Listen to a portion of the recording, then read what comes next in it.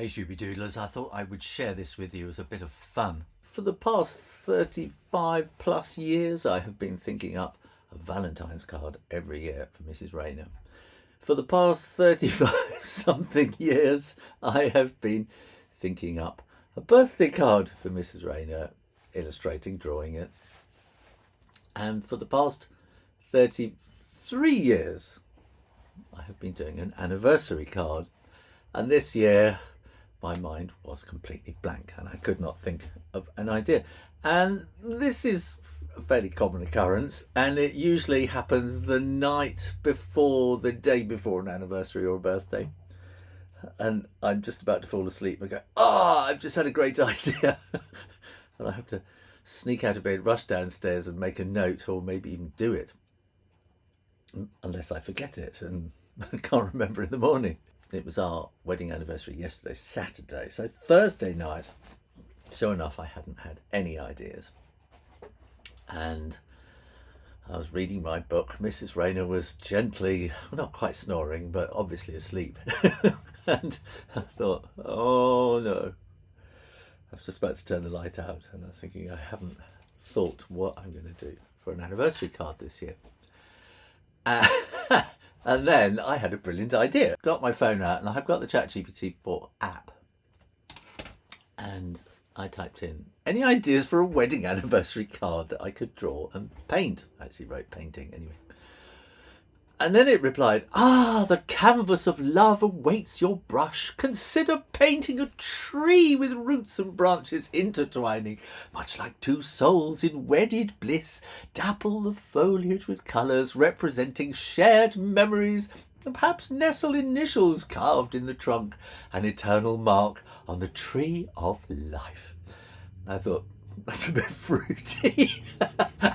So I thought, there is a setting that you can put, and you can ask ChatGPT to reply in the voice of, and I thought, who is this? So I went and had a look, and so the last person I'd asked it to reply as was as the poet John Betjeman. Now, if you're not English, you probably, in fact, if you're of a certain age, you probably never heard of John Betjeman. And he was kind of the poet of the upper middle classes of the kind of 1930s, 40s, 50s.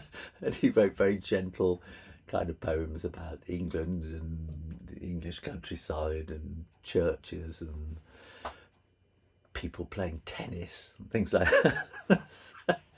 So that explained why it was all a bit kind of flowery language. So I replied, that's a bit cheesy. Came the reply. The quest for subtlety. How about a simple seascape?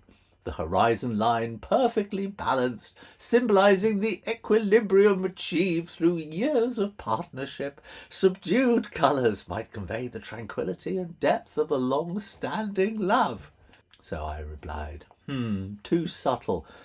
A conundrum between cheddar and whispers. What of capturing a moment?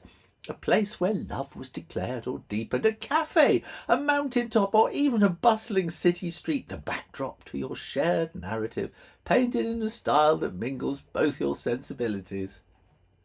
So I thought, well, that's a possibility. So I thought, have you got a rhyme for the card? Because he's a poet. He's a very kind of rhyming poet.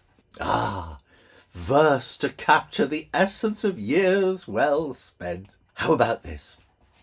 Through years of joy, through days of doubt, our love's a flame that's never out. We laugh, we cry, we hold, we part, but always you're the pulse of my heart. Pen this rhyme on your painting card, a harmony of words and art. To which I replied, that last line doesn't really scan. Indeed. The rhythm must flow like the river of time. Permit me a revision. Through years of joy, through days of doubt, our love's a flame that's never out. We laugh, we cry, both near and far. You are the beat within my heart. Would this couplet suit your artful card, where love's tale is told and starred? Well, far and heart don't really rhyme, do they? So I thought about it. I said, how about we laugh, we cry, near and apart? It rhymes better. Ah, your suggestion rings true, a more fitting line in the tapestry of your love's poetic hue. So I was trying not to giggle by this stage and wake Mrs. Rayner up, of course. So through tears of joy, through days of doubt, our love's a flame that's never out. We laugh, we cry, near and apart. You are the beat within my heart. A harmony now complete, this verse awaits your artful feet.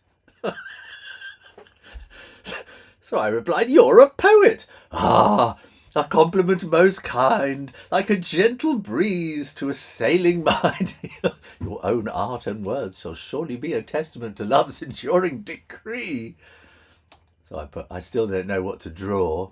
Ah, the muse is coy. But fret not.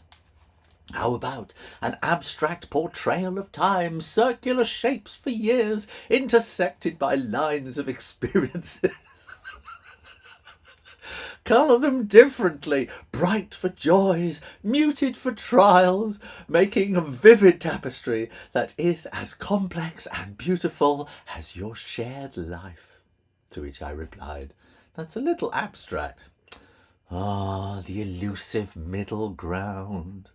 Might we consider a single hourglass, grains of sand trickling down, each grain a moment captured in time, yet ever flowing like the years you've shared, painted with colours that mark significant years or events, a visual testament to time well spent and still to come? To which I reply, maybe heart-shaped grains of sand are a splendid notion.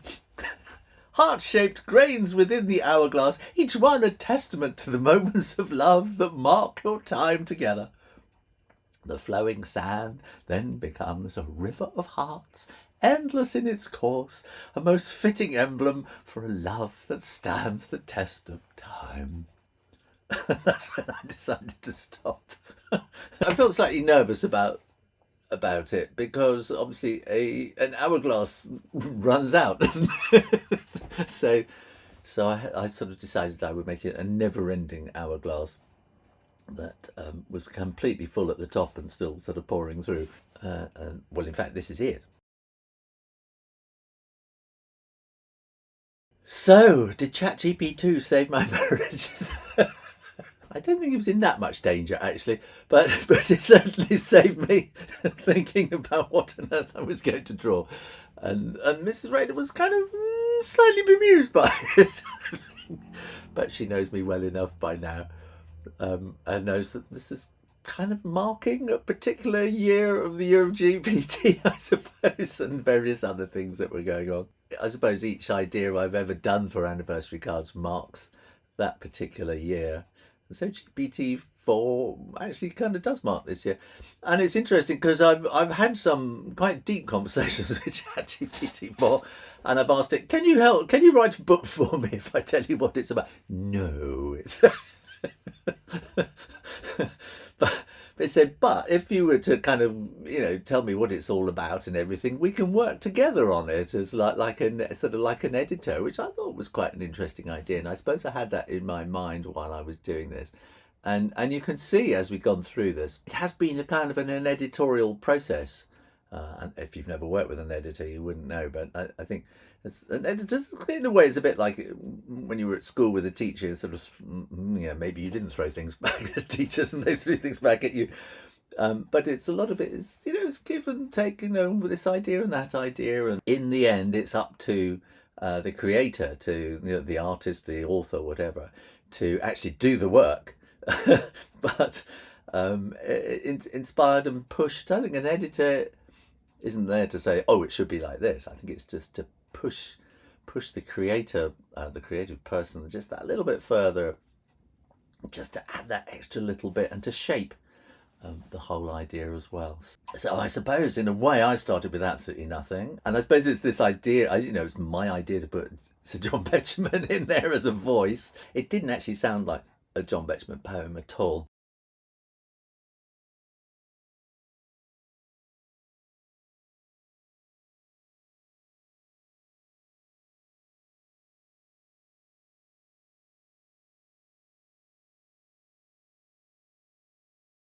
If you want me to try other experiments with GPT4, put your ideas in the comments box below. Thanks for watching. Make sure you are subscribed and come back to the Shoe Raider Drawing channel. It's not much about drawing at the moment, but there you go. In the meantime, keep chatting GPT4. You take care now. Bye-bye.